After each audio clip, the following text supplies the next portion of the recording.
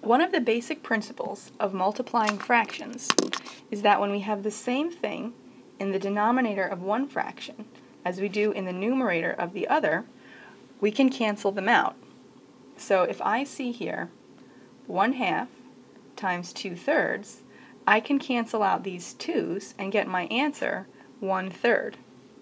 If I were to use a variable, for example, x over 2 times 1 over x, it's the same thing.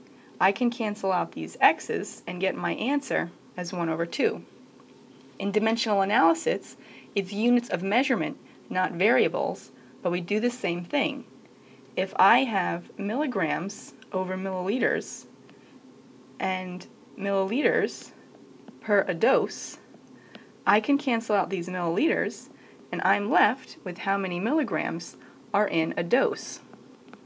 So keeping that idea in mind, that you want to cancel out like units to get your answer, you must first know what units your answer should be in. Then you set up, cancel out, and multiply. Let's try one. I'm looking at my drug label and see there are 100 tablets in the bottle, and each tablet is 400 milligrams. My order is for 600 milligrams.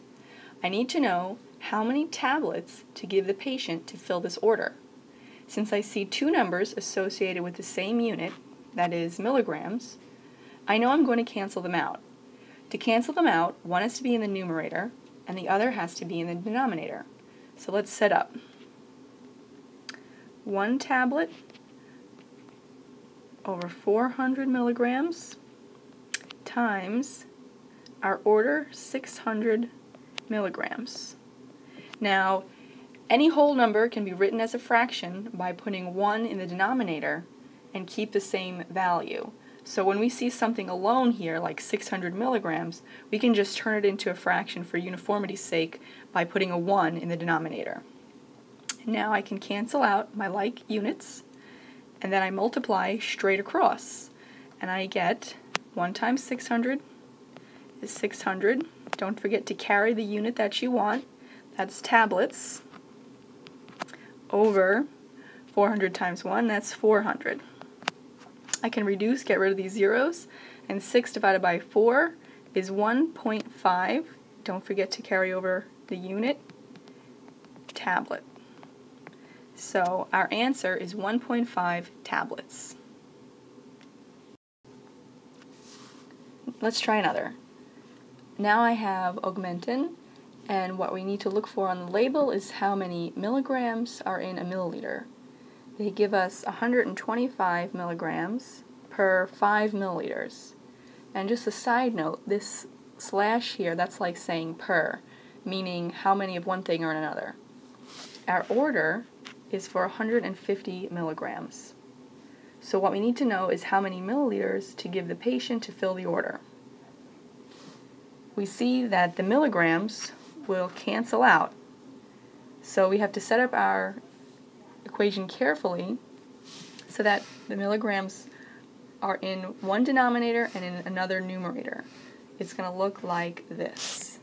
150 milligrams times 5 milliliters over 125 milligrams.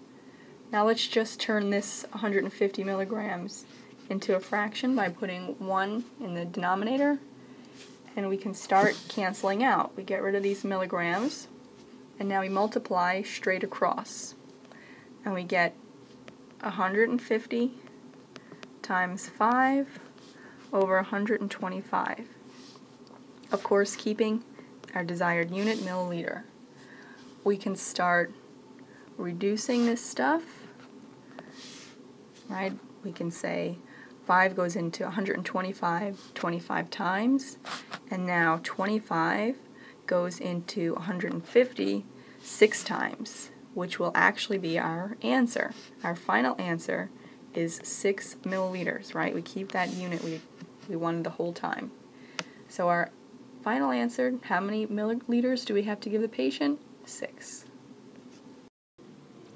On this label, they give us how many micrograms are in a milliliter, And underneath, they give us how many milligrams are in a milliliter.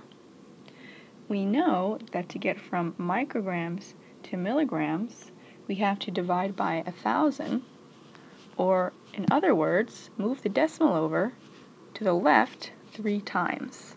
And we get 0.4. 400 divided by 1,000 is 0.4. Since our order is for 0.5 milligrams, and here they give us milligrams, let's use that for our equation because we know we want to cancel out the like terms.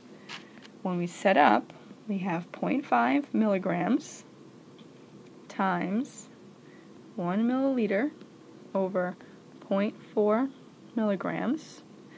Make this a nice fraction. Cancel out our like terms. Multiply straight across, and we get 0.5 milliliters over 0.4. 0.5 divided by 0.4 is 1.25. We bring over our unit the whole time, right? Milliliters. And our answer is 1.25 milliliters.